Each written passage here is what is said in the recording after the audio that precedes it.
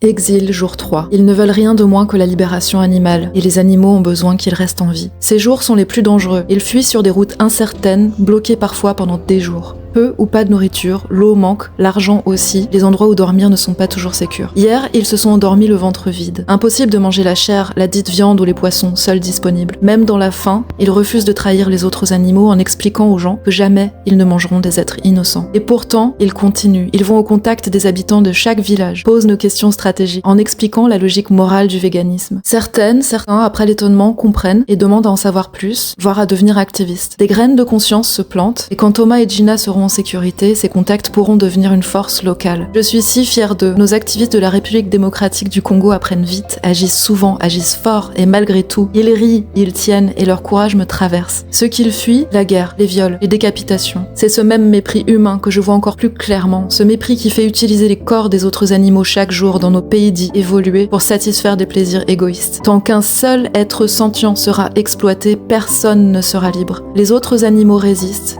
Nous résistons avec eux. Partagez cette vidéo, aidons-les à atteindre une ville sûre pour qu'ils puissent continuer à se battre pour les animaux.